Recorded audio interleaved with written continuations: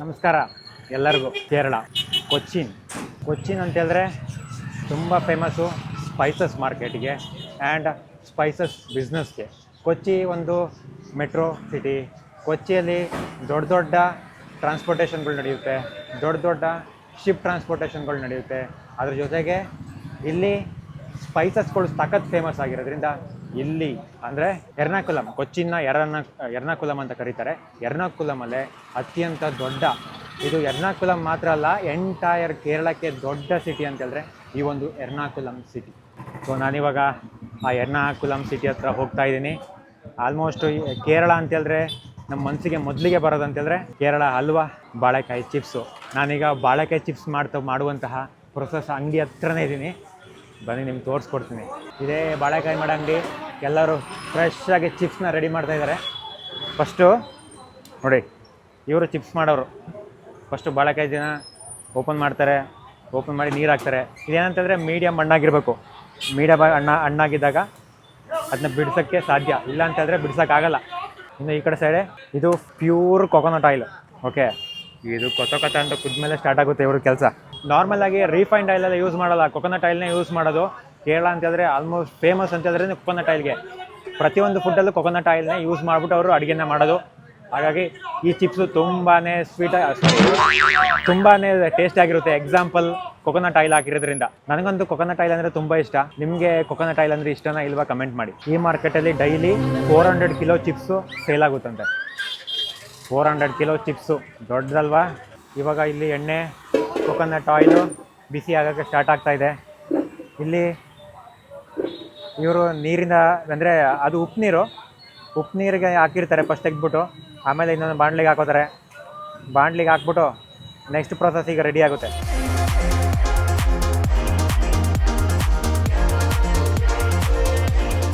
ಎಣ್ಣೆ ಕಾಯ್ತಾ ಇದೆ. ಇವರು ಚಿಪ್ಸ್ನ ರೆಡಿ ಮಾಡ್ಕೊತಾ ಇದ್ದಾರೆ. ಚಿಪ್ಸ್ ಹೊಡಿತಾ ಇದ್ದಾರೆ. ಈಗ ಗಾಡಿ ಸ್ಟಾರ್ಟ್. ಈಗ ಹಂಗೆ ಫುಲ್ ಸಲೀಸಾಗಿ ಎಲ್ಲ ಬಿದ್ದೋಗ್ತಾ ಇದೆ.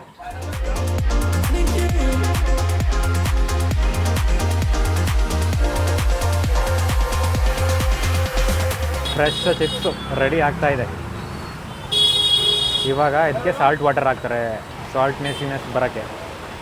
ಫೈನಲಿ ಒಂದು ಟಾಸಪ್ಪು. ಅಡ್ಡಂಗಪ್ಪ ಎಲ್ಲ ಫೈನಲ್ ಆದಮೇಲೆ ಎಕ್ಸ್ಟ್ರಾಕ್ಟಿಂಗ್. ಸೊ ಇದು ರೆಡಿ ಆದಮೇಲೆ ತುಂಬ ಬಿಸಿ ಇದೆ. Ready, fresh chips ready with coconut oil, healthy oil. Variety snacks.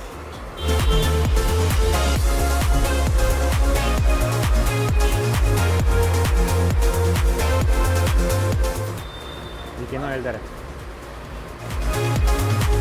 ನಾವು ಚಿಕ್ಕದ್ರಲ್ಲಿ ತಗೊಳ್ತಾ ಇದ್ದನ್ನೆಲ್ಲ. ಮೊದಲು ಈ ಕೊಚ್ಚಿನ್ ಅಂದರೆ ಎರ್ನಾಕುಲಂ ಮಾರ್ಕೆಟು ಇಲ್ಲೇ ಸಮೀಪದಲ್ಲಿರುವ ಅಂತ ಅಂದರೆ 13 ಕಿಲೋಮೀಟ್ರ್ ಸಮೀಪದಲ್ಲಿರುವಂತಹ ಮಟ್ಟಂಚೇರಿ ಅಂತ ಹೇಳುವ ಸ್ಥಳದಲ್ಲಿತ್ತು. ಆದರೆ ಮಟ್ಟಂಚೇರಿಯಲ್ಲಿ ಈ ಒಂದು ಎರ್ನಾಕುಲಂ ಪ್ಲೇಸ್ ಏನಿದೆ, ಇಲ್ಲಿ ಡಚ್ಚರು ವ್ಯಾಪಾರ ಮಾಡ್ಕೊಂಡು ಇಡ್ತಿದ್ರು. ಯಾರು ಪೋರ್ಚುಗೀಸರು ಬರೋಕ್ಕಿಂತ ಮೊದಲು. ಅದಾದ ನಂತರದಲ್ಲಿ ಪೋರ್ಚುಗೀಸರು ಬರ್ತಾರೆ.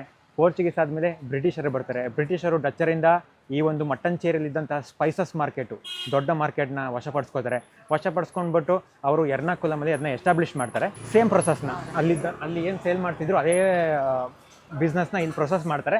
ಬರ್ತಾ ಮಟ್ಟಂಚೇರಿಯಲ್ಲಿ ಆ ಒಂದು ಕಳೆ ಏನಿತ್ತು, ಓಲ್ಡ್ ವೈಭವ ಇತ್ತಲ್ಲ, ಆ ಒಂದು ಬಿಸ್ನೆಸ್ಸು ಅದು ಕಡಿಮೆ ಆಗ್ತಾ ಬರುತ್ತೆ. ಮಟ್ಟಂಚೇರಿಯಲ್ಲಿ ಇದ್ದಂತಹ ಕೆಲವೊಂದು ಮಾರ್ಕೆಟ್ಗಳನ್ನ ತಂದ್ಬಿಟ್ಟು ಈ ಒಂದು ಎರ್ನಾಕುಲಂ ಮಾರ್ಕೆಟ್ಗೆ ಎಸ್ಟಾಬ್ಲಿಷ್ಮೆಂಟ್ ಮಾಡ್ತಾರೆ.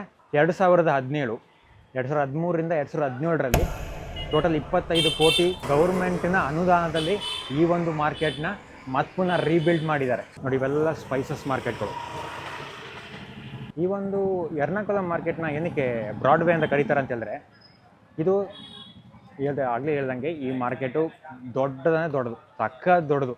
ನೀವು ಎಷ್ಟು ಒಂದು 4 ಗಂಟೆ ಟ್ರಾವೆಲ್ ಮಾಡಿದೆ, 4 ಗಂಟೆನೂ ಸುತ್ತಾಡ್ತೀನಿ ಅಂತ ಹೇಳಿದ್ರೆ ಸುತ್ತಾಡ್ಬೋದು, ಅಷ್ಟು ದೊಡ್ಡ ಮಾರ್ಕೆಟು. ಹಾಗಾಗಿ ಹೆಸರೇ ಹೇಳುವಂಥ ಇದನ್ನ ಬ್ರಾಡ್ವೇ ಅಂತ ಕರೆದಿದ್ದಾರೆ.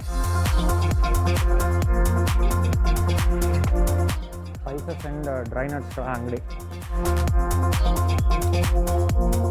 ನಾನು ಸದ್ಯದಲ್ಲಿ ಒಂದೇ ಏರಿಯಾದಲ್ಲಿ ಸುತ್ತಾಡ್ತಾ ಇದ್ದೀನಿ. ಅಷ್ಟು ದೊಡ್ಡದಿದೆ, ಅಷ್ಟು ಉದ್ದಕ್ಕಿದೆ ಒಂದು ಏರಿಯಾ. ಇನ್ನೂ ಈ ಥರದ್ದು ಸುಮಾರು 15-16 ಲ್ಯಾಂಡ್ಸ್ಗಳಿದೆ. ಅದೆಲ್ಲ ಕಡೆ ಹೋಗಿ ನೋಡಬೇಕು ಏನೇನಿದೆ ಅಂತ ಹೇಳ್ಬಿಟ್ಟು. ಯಾಕಂದರೆ ಕೊಚ್ಚಿನ್ ಎರ್ನಾಕುಲಮ್ಗೆ ಬಂದರೆ ಯಾವ್ದು ಮಿಸ್ ಮಾಡಿದ್ರು ಕೂಡ ಈ ಎರ್ನಾಕುಲಮ್ ಮಾರ್ಕೆಟ್ನ ಯಾರು ಕೂಡ ಮಿಸ್ ಮಾಡಲ್ಲ. ಅಷ್ಟೊಂದು ಪ್ರಾಡಕ್ಟ್ಗಳಿರುತ್ತೆ. ಸ್ಪೈಸಸ್ಸು ಪ್ರತಿಯೊಂದು ಐಟಮ್ಸ್ಗಳು ಇಲ್ಲೆಲ್ಲ ಇರುತ್ತೆ. A to Z ಅದು ಇದು ಅಂತ ಏನಿಲ್ಲ.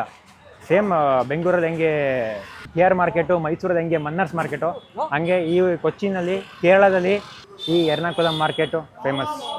ಇದೆಲ್ಲ ಸ್ಪೈಸ್ ಮಾರ್ಕೆಟು. ಉದ್ದುದ್ದಕ್ಕೂ ಚಿಪ್ಸ್ ಅಂಗಡಿ, ಚಿಪ್ಸ್ ಸ್ಪೈಸು ಮಸಾಲೆ ಎಲ್ಲರೂ ಇಲ್ಲಿ ಬಿಸ್ನೆಸ್ ಮಾಡ್ತಾ ಇರ್ತಾರೆ. ಆ್ಯಕ್ಚುಲಿ ಮ್ಯಾಕ್ಸಿಮಮ್ ಏನಂತಂದರೆ ಸಂಡೇ ಟೈಮಲ್ಲಿ ಅಷ್ಟೊಂದು ಓಪನ್ ಇರಲ್ಲ, ಶಾಪ್ಸ್ಗಳೆಲ್ಲ ಆಲ್ಮೋಸ್ಟ್ ಕ್ಲೋಸ್ ಆಗಿರುತ್ತೆ. ಇವಾಗ ನಾಳೆಯಿಂದ ಓಣಮ್ ಸ್ಟಾರ್ಟ್ ಆಗ್ತಾ ಇದೆ. ಓಣಮ್ ಅಂತಂದರೆ ಓಣಮ್ದು ಮೊದಲ ದಿನ, ಟೋಟಲ್ 10 ದಿನ ಮಾಡ್ತಾರೆ. ಅಂದರೆ ಅವ್ರ ಮನೆ ಮುಂದೆ ಫ್ಲವರ್ನ ಹಾಕುತ್ತಾರೆ 10 ದಿನ. ಸೊ ನಾಳೆಯಿಂದ ಸ್ಟಾರ್ಟ್ ಆಗುತ್ತೆ. 5ನೇ ತಾರೀಕಿಗೆ ಓಣಮ್ ಕೇರಳದಲ್ಲಿ ತುಂಬ ಗ್ರ್ಯಾಂಡ್ ಇರುತ್ತೆ. ಓಣಮ್ ಏನಕ್ಕೆ ಓಣಮ್ ಮಾಡ್ತಾರೆ, ಓಣಮ್ದು ಸ್ಪೆಷಲ್ ಏನು ಅಂತಂದರೆ, ಮೊದಲು ಕೇರಳದಲ್ಲಿ ಮಹಾಬಲಿ ಅಂತ ಹೇಳೋನು ಆಳ್ವಿಕೆ ಮಾಡ್ತಿದ್ದ. ಅಂದರೆ ಇದು ಪೌರಾಣಿಕ ಸ್ಟೋರಿ. ಮಹಾಬಲಿ ಅಂತೇಳೋ ರಾಜ ಆಳ್ವಿಕೆ ಮಾಡ್ತಾ ಇರ್ತಾನೆ. ಅವನು ಅಲ್ಲಿನ ಜನಗಳಿಗೆ ತುಂಬ ಹೆಲ್ಪ್ ಮಾಡ್ತಾ ಇರ್ತಾನೆ. ಬಟ್ ದೇವತೆಗಳಿಗೆ ಮಾತ್ರ ಅವನು ಸ್ವಲ್ಪ ಕೋಪಿಷ್ಟ ಆಗಿರ್ತಾನೆ. ದೇವತೆಗಳನ್ನ ಕಂಡ್ರೆ ಆಗ್ತಾ ಇರಲ್ಲ. ಹಾಗಾಗಿ ಒಂದಿನ ಏನು ಮಾಡ್ತಾನೆ ಅಂತ ಹೇಳಿದ್ರೆ, ಒಂದು ಯಜ್ಞ ಮಾಡ್ತಾನಂತೆ. ಆ ಯಜ್ಞದಲ್ಲಿ ಒಂದು ಷರತ್ತು ಏನು ಅಂತೇಳಿದ್ರೆ, ಈ ಯಜ್ಞ ಮಾಡೋ ಟೈಮಲ್ಲಿ ಯಾರೇ ಏನೇ ಕೇಳಿದ್ರು ಕೂಡ ನಾನು ಕೊಡ್ತೀನಿ ಅಂತ ಹೇಳೋದು ಅವನು ಮಾತು. ಅದರಲ್ಲಿ ಅದೇ ಥರ ಆ ಮಾತಿನ ಥರ ಒಂದು ದಿನ ದೇವತೆಗಳೆಲ್ಲ ಪ್ಲ್ಯಾನ್ ಮಾಡಿ ಇವನ್ನ ಹಿಂಗೆ ಬಿಟ್ಟರೆ ಆಗಲ್ಲ ಅಂತ ಹೇಳ್ಬಿಟ್ಟು ಪ್ಲ್ಯಾನ್ ಮಾಡಿಬಿಟ್ಟು ವಿಷ್ಣುನ ವಾಮನ ಅವತಾರದಲ್ಲಿ ಭೂಮಿಗೆ ಕಳಿಸ್ತಾರೆ. ವಾಮನ ಅಂತ ಹೇಳಿದ್ರೆ ಚಿಕ್ಕ ಹುಡುಗನ ಅವತಾರದಲ್ಲಿ ಬಂದ್ಬಿಟ್ಟು ಇವನು ಸರದಿ ಬಂದಾಗ ಇವನು ಕೇಳ್ತಾನೆ ಯಾರನ್ನ, ನನಗೆ 3 ಹೆಜ್ಜೆಯ ಜಾಗ ಬೇಕು ಭೂಮಿಲಿ ಅಂತ ಕೇಳಿದಾಗ, ಓಕೆ 3 ಹೆಜ್ಜೆ ಜನ ತಗೋ ಎಂಜಾಯ್ ಅಂತ ಕಳಿಸ್ತಾನಂತೆ. ಅದಾದಮೇಲೆ ಫಸ್ಟ್ ಹೆಜ್ಜೆ ಇಡ್ತಂದೆ. ಫಸ್ಟ್ ಹೆಜ್ಜೆ ಇಟ್ಟಂಗೆ ದೇವಲೋಕ ಫುಲ್ ಆವರಿಸ್ಕೊಳ್ಳುತ್ತೆ. 2ನೇ ಹೆಜ್ಜೆ ಇಟ್ಟಂಗೆ ಭೂಲೋಕ. 3ನೇ ಹೆಜ್ಜೆ ಇಡೋಕ್ಕೆ ಜಾಗನೇ ಇರೋದಿಲ್ಲ. ಅವಾಗ ಏನು ಮಾಡ್ತಾನೆ ಈ ಮಹಾಬಲಿ ಅಂತ ಹೇಳಿದ್ರೆ, ಕೊಟ್ಟ ಮಾತಿಗೆ ತಪ್ಪಲ್ವಲ್ಲ. ಅದಕ್ಕೋಸ್ಕರ ಅವನು ಏನು ಮಾಡ್ತಾನೆ ಅಂತ ಹೇಳಿದ್ರೆ, ತನ್ನ ತಲೆ ಮೇಲೆ ಕಾಲಿಡಪ್ಪ ನೀನು ಅಂತ ಹೇಳ್ಬಿಟ್ಟು ಕಾಲಿಡಿಸ್ತಾನಂತೆ. ಕಾಲಿಟ್ಟ ತಕ್ಷಣ ಪಾತಾಳ ಲೋಕಕ್ಕೆ ಹೋಗ್ಬಿಡ್ತಾನಂತೆ. ಆದರೂ ಕೂಡ ಜನಗಳು ಇವನ ಮೇಲೆ ಇಟ್ಟದಂಥ ನಂಬಿಕೆ, ಭಕ್ತಿ, ಇವನು ಜನಗಳಿಗೆ ಮಾಡಿದಂಥ ಸೇವೆ, ಇವುಗಳಿಂದ ಪ್ರೇರಿತನಾದಂತಹ ಈ ವಿಷ್ಣು ಒಂದು ವರ ಕೊಡ್ತಾನಂತೆ. ನೀನು ವರ್ಷದಲ್ಲಿ 1 ದಿನ ಭೂಲೋಕಕ್ಕೆ ಹೋಗ್ಬಿಟ್ಟು ನಿನ್ನ ಯಾರು ನಿಮ್ಮ ಸಾಮ್ರಾಜ್ಯದ ಜನಗಳು ಇರ್ತಾರನ್ನ ಭೇಟಿ ಮಾಡ್ಕೊಂಬ ಅಂತ ಕಳಿಸ್ತಾನಂತೆ. ಅದೇ ಟೈಮು ಈ ಒಂದು ಓಣಂನ ಮಾಡೋದು. ವರ್ಷಕ್ಕೊಂದ್ಸಲ ಬರೋದು ರಾಜ ಈ ಒಂದು ಕೇರಳಕ್ಕೆ. ಹಾಗಾಗಿ ಸಂಭ್ರಮ ಸಡಗರದಿಂದ ರಾಜನನ್ನು ವೆಲ್ಕಮ್ ಮಾಡಿಕೊಳ್ಳುವಂತಹ ಹಬ್ಬ ಈ ಒಂದು ಓಣಮ್. ಈ ಓಣಮಲ್ಲಿ ಫ್ಲವರ್ ಹಾಕೋದು ತುಂಬ ಫೇಮಸ್ಸು. 10 ದಿನ ಫ್ಲವರ್ ಹಾಕ್ತಾರೆ. ಈ ಮಾರ್ಕೆಟ್ಗಳಲ್ಲಿ ಹೂಗಳನ್ನೆಲ್ಲ ಸೇಲ್ ಮಾಡ್ತಾ ಇರ್ತಾರೆ. ಹೂಗಳನ್ನ ತಗೊಂಡೋಗ್ತಾರೆ. ಬಿಡಿ ಹೂಗಳನ್ನ ಬಿಡಿಸ್ಬಿಟ್ಟು ರಂಗೋಲಿ ಬಿಡ್ತಾರೆ ಅದರಲ್ಲಿ. ಅದಾದಮೇಲೆ ಡ್ಯಾನ್ಸು, ಅವ್ರದ್ದು ಲೋಕಲ್ ಡ್ಯಾನ್ಸ್ ಏನಿದೆ ಅದು ಫೇಮಸ್ಸು. ಇದು ಎಲ್ಲದಕ್ಕಿಂತನೂ ಫೇಮಸ್ ಅಂತ ಹೇಳಿದ್ರೆ ಇಲ್ಲಿನ ಬೋಟ್ ಓಡಿಸೋದು. ಅದೊಂದು ದೊಡ್ಡ ಗೇಮ್ ಇದು. ಇಲ್ಲಿ ಕಾಂಪಿಟೇಷನಲ್ಲಿ ನಡೆಯುತ್ತೆ. ಈಗ ನಾರ್ಮಲಾಗಿ ನಾವುಗಳೆಲ್ಲ ಈ ಎತ್ತುಗಳನ್ನ ಓಡಿಸ್ತೀವಲ್ಲ, ಕಂಬಳ ನಡೀತಲ್ಲ, ಅದೇ ಥರ ಇಲ್ಲಿ ಬೋಟ್ನ ಓಡಿಸುವಂಥ ಒಂದು ಪ್ರೋಗ್ರಾಮ್ ಎಲ್ಲ ನಡೆಯುತ್ತೆ. ನಮ್ಮ ಕಡೆ ಒಂದೊಂದು ಸೆಕ್ಷನ್ ವೈಸು. ಈ ಕಡೆ ಸೆಕ್ಷನ್ ಬಂದರೆ ಫುಲ್ ವೆಜಿಟೇಬಲ್ಲು.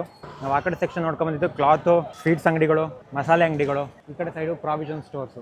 2013ರಿಂದ 2017 ಏನು ಪ್ರಾಜೆಕ್ಟ್ಗಳು ಬಿಡುಗಡೆ ಆಗುತ್ತಲ್ಲ, ಅದೇ ಪ್ರಾಜೆಕ್ಟಲ್ಲಿ 25 ಕೋಟಿ ಖರ್ಚು ಮಾಡಿಬಿಟ್ಟು ಈ ಒಂದು ಎರ್ನಾಕುಲಮ್ ಮಾರ್ಕೆಟನ್ನು ಬಿಲ್ಡ್ ಮಾಡಿರೋದು ಹೊಸದಾಗಿ. ಓಕೆ ಗಾಯ್ಸ್, ಈ ಒಂದು ಎಪಿಸೋಡ್ನ ಇಲ್ಲಿಗೆ ಮುಗಿಸ್ತಾ ಇದ್ದೀನಿ. ಈ ಒಂದು ಎಪಿಸೋಡ್ನ ನೀವು ಎಂಜಾಯ್ ಮಾಡಿದರೆ ಲೈಕ್ ಮಾಡಿ. ಮುಂದಿನ ಎಪಿಸೋಡಲ್ಲಿ ನಿಮ್ಮೆಲ್ಲರನ್ನು ಭೇಟಿ ಮಾಡ್ತೀನಿ. ಅಲ್ಲಿವರೆಗೂ ಎಲ್ಲರಿಗೂ ಟಾಟಾ, ಬಾಯ್ ಫ್ರಮ್ ಎರ್ನಾಕುಲಮ್ ಮಾರ್ಕೆಟ್, ಕೇರಳ.